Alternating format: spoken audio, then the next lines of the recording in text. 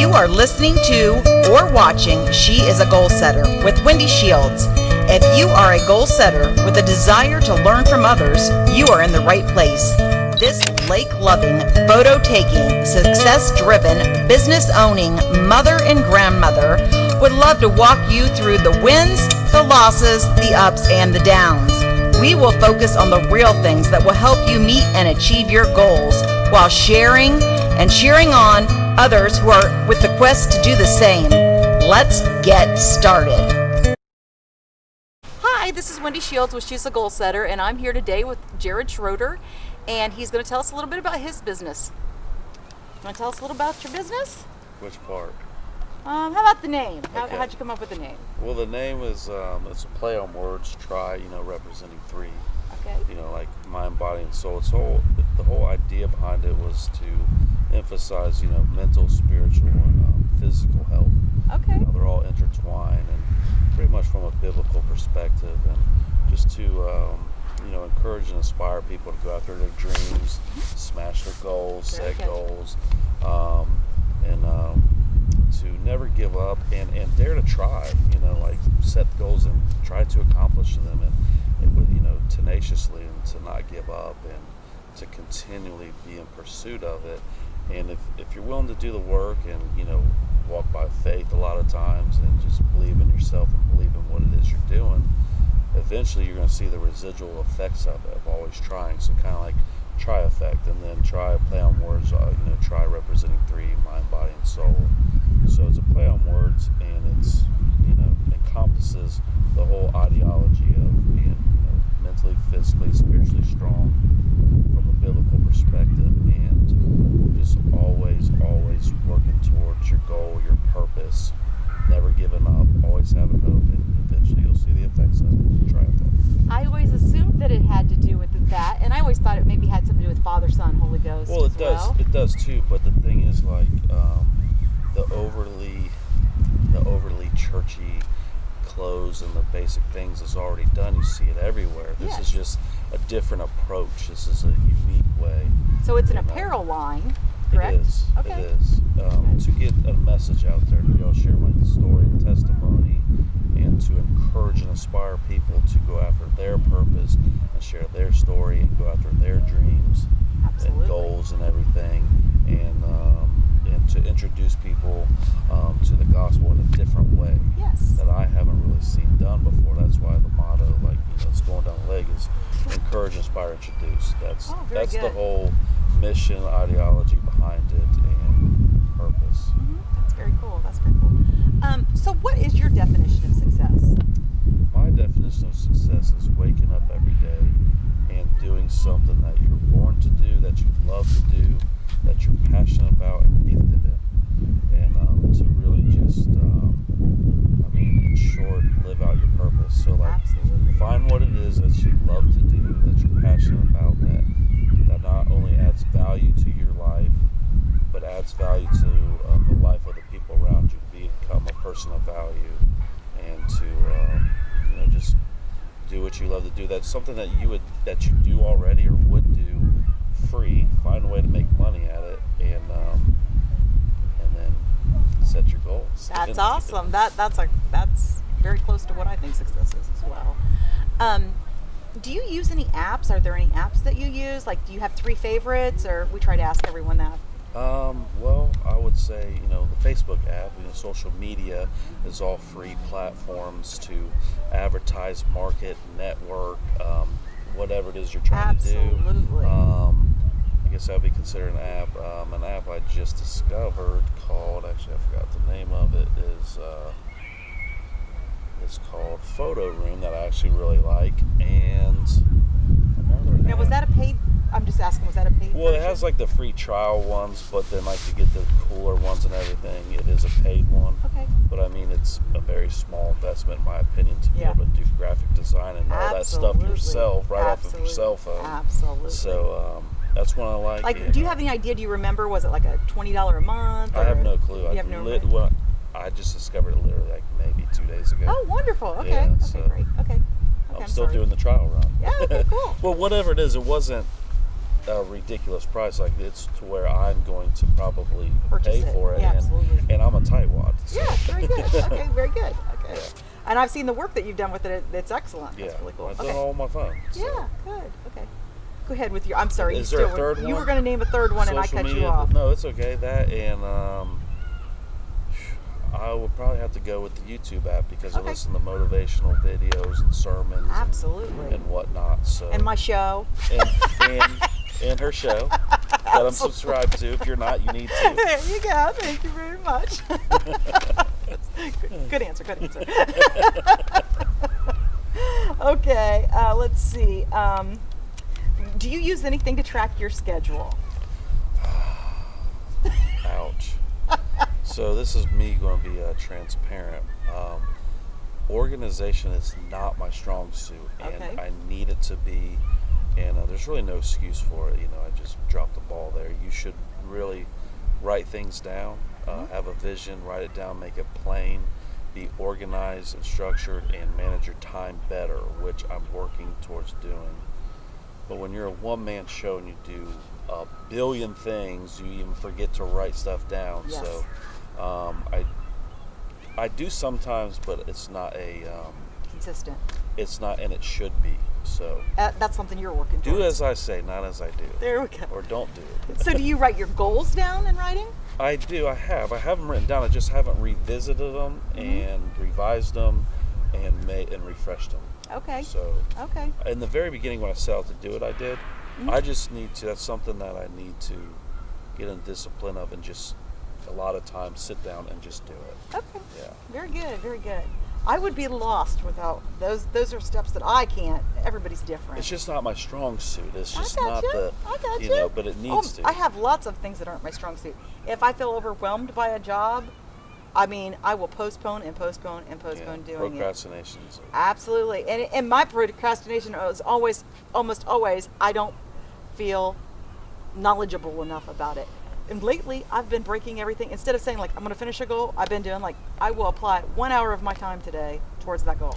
And like what you said, you don't feel like you're good enough to do it, or you don't know what you're doing. It's like, the one thing I have learned is getting out of your comfort zone, doing things that's uncomfortable, and is where the growth is, and to not let fear paralyze you, because fear is a liar.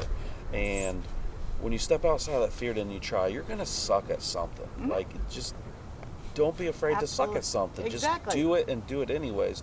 And you'll see that eventually you'll start to learn things. And at first it might be terrible. Yes. But one, you got over the fear of trying. And two, if you keep going at it, either you're going to get better or realize, hey, I need somebody else to do this because I'm just not getting it. Absolutely. And that's okay too.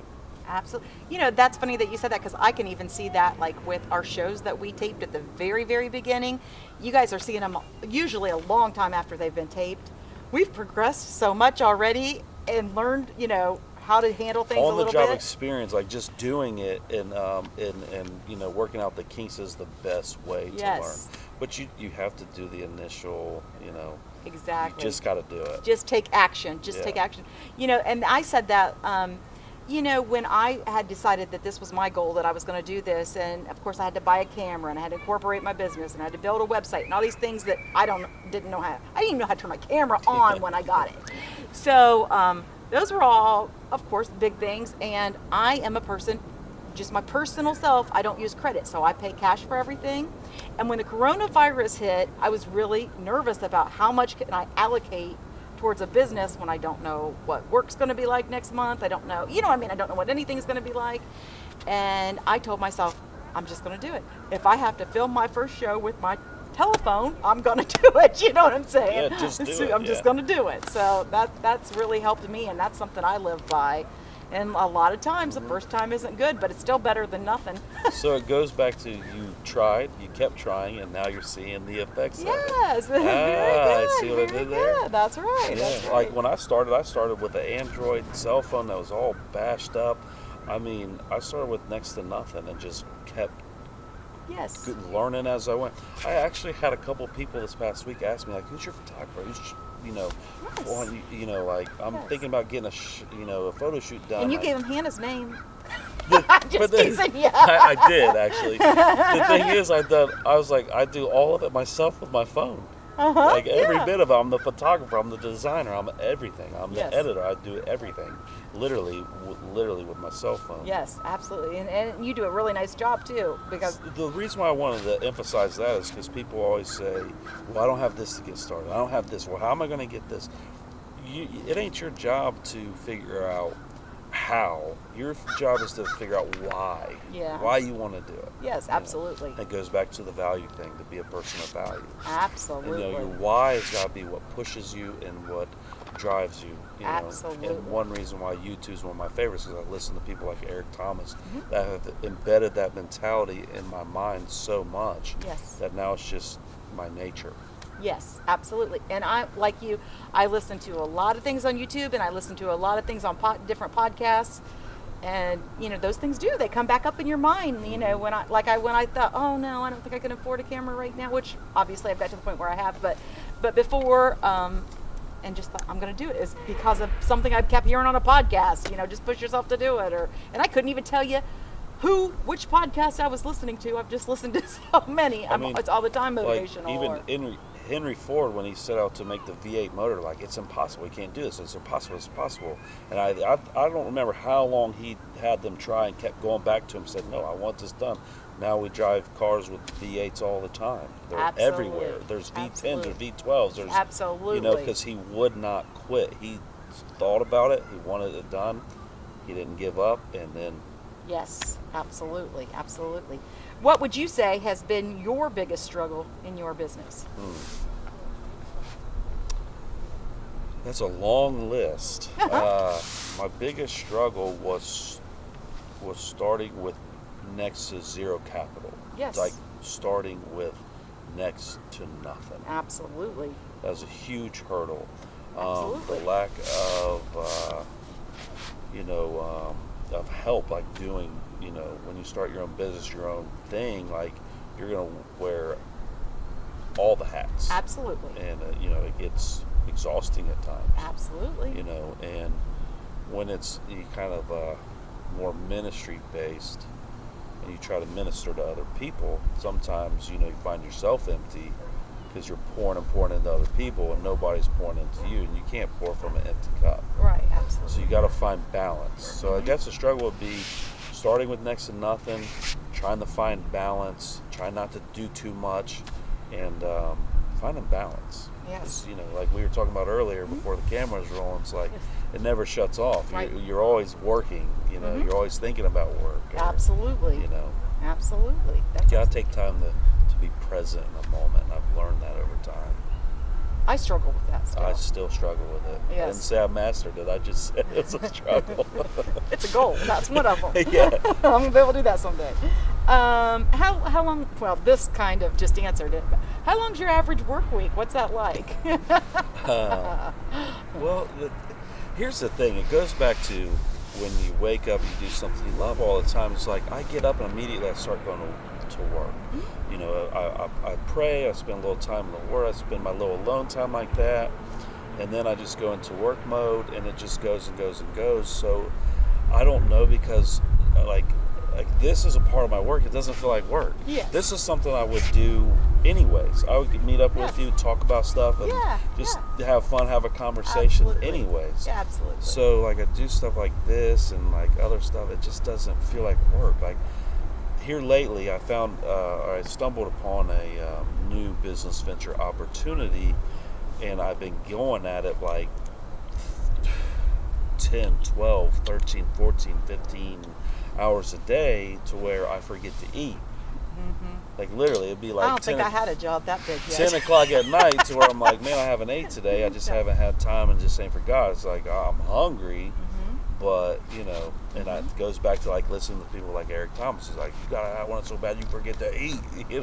That's embedded in my mind, but it goes back to balance too. It's like, you can't just work all the time, live to work. But if you love what you do, it's not so worky. See, I get that with like exercise. Like I know that you have to go out and exercise some, because I work out of my house, so I could literally get 200 steps the whole day, just going from my chair to my bed. You know what I mean? That's it. So if I don't push myself out the door, but a lot of times the whole work day will get by, and I'll be like, oh. I've actually Can't do neglected that area the last few months. I'd gotten sick and it took me out of the routine of it. And I am definitely a creature of habit, of routine. And once I get out of the routine, it's hard for me to get back in it. Yes. I was working out 2, 3, 4 hours a day and doing everything else. Wow. But here lately, I've been so work that I've been neglecting that part, which is not good. It's affecting me in my mental and physical. It affects me in all the other areas. So it goes back to, you cannot neglect one.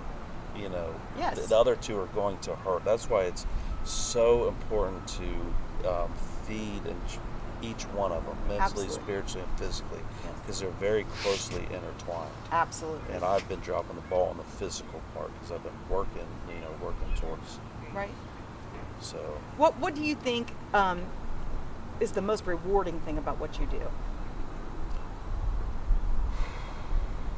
So the most rewarding thing for me is out of the blue when somebody sends me a message or I get a confirmation that what I'm doing and been doing has made a difference in somebody else's life. Absolutely. It can be a complete random stranger in a different state that I've never met before and may never meet before, or I randomly run into somebody unexpectedly and then they tell me, hey man, I've been watching your videos this for the last couple of years and everything. I just want you to know that you've really helped me a lot of times.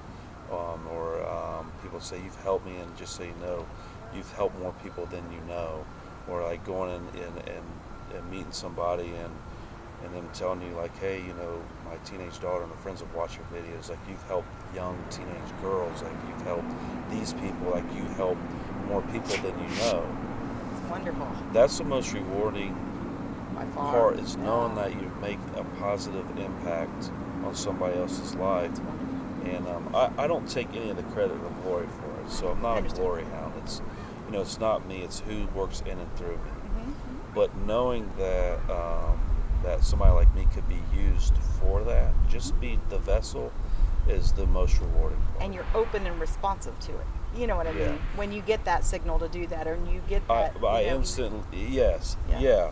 So whenever I do it, or I know I'm supposed to speak on something, I always pray about it first. It's not like, oh, I think I should just say this. It won't leave me alone until I say it. And then after I say it, eventually somebody's like, hey, that one was for me. Like, I'm just the messenger. Exactly. I'm just the vessel. That's awesome. You know, so. That is great. That is great. Is there anything you would do differently if you had to do over again? I would definitely be more structured and organized. I definitely make mistakes all the time, but that's part of growing. Yeah. Like, it goes back, you're going to suck at something. Yes. It's okay.